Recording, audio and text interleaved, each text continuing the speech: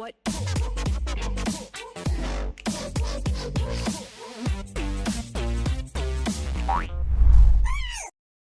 Some kind of poor performances on Draven as well, so not even the Draven is his salvation.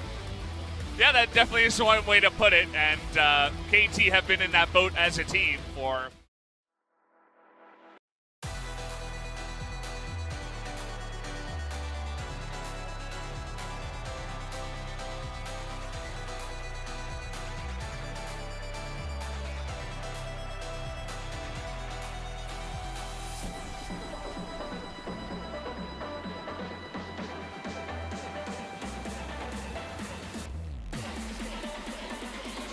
Games, and I'm not saying that for sellout reasons. I'm saying that for something more important. As Humble Life actually late invade and score. Sadly, we'll have to.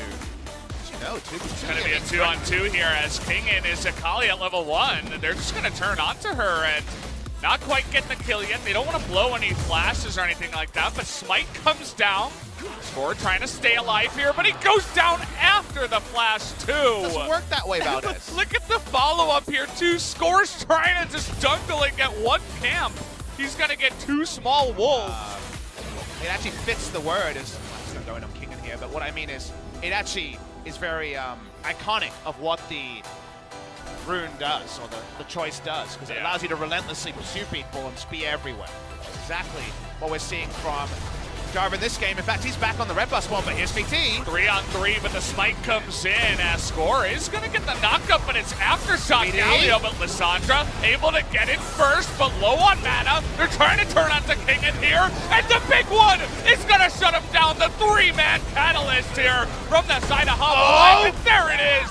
Key able to get the follow-up, and Tempt is just trying to auto everybody down. Is going to get the red buff. Should be able to get another kill here on a Snowflower. There it is. Will be the double kill in this lane, especially if it's early. But I'm going to hold that thought as we're dunking onto the bottom lane. There's the Cataclysm straight onto Gango's face as Snowflower will be able 1,500 to 2,000 gold away for Kingin actually arming the Fangs and going in aggressively tough.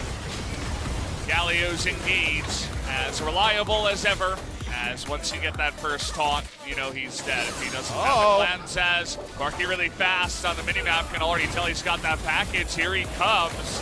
Gonna begin to pick him out, and it's gonna be stolen by Moojin as the stopwatch will come in. BDD just gonna survive with the aftershock, but Rek'Sai has to ult to survive, but already two have gone down as Songyun has all the room in the world. And just look at Tempt alongside Songyun just chomping him down.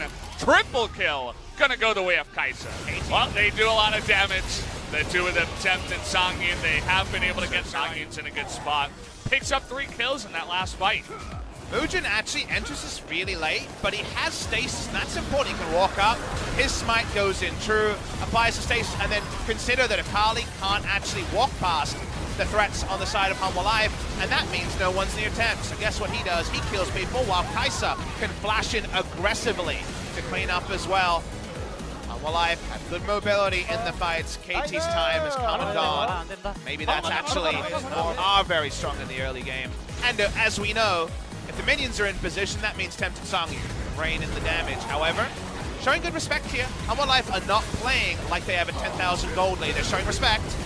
Here we go now, a Snowflower is going to start off that engage, doing a bit of damage here to Sohan and Moojin, but the Galio going to zone the ball out, but in goes BDD, is going to be able to pull off his ultimate and score. Does get that damage in the backside, but he's too squishy now. The Cataclysm going to trap everybody else, and it's just, they know there's so many carries on Humble's side that it's very likely Songyun will swoop in and actually get Hurricane Bolts up. That's the third item here, Papa, so I'm going to be listening to your play-by-play. Hey, trying to burst him down, but BDD is just all alone here. Going to get dunked as... that was a bit out of sync there, BEAUZ. Really out of sync. Not sure what that was. But I want to hear the adjectives you use.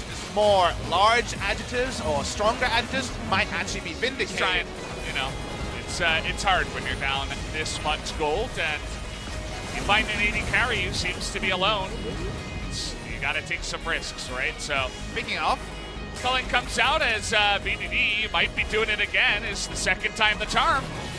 As Okay, well, that's going to land. Doesn't look like we're going to go in on that one as Super Minions are hitting the Nexus turrets. Okay, as Homolife going to be pushing on in, going 5v4 in a very wonky fight that nobody actually died in.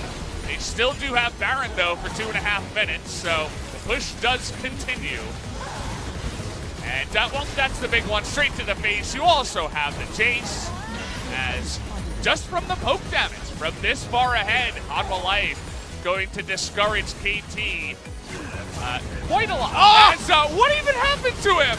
Where did he go? Okay, well, we do have the engage follow-up as they are going to get the stun here on the Zoan. Kingen just trying to survive in the backside, but he's got a stopwatch and a dream at this point as he's going to go down, and Temp should be at that 1,000 gold bounty at this point, 700, whatever you want to call it. GG is going to go the way of Homolife, who stomped KT in game 1. Zoan and Moojin pick up their first game victory of LCK's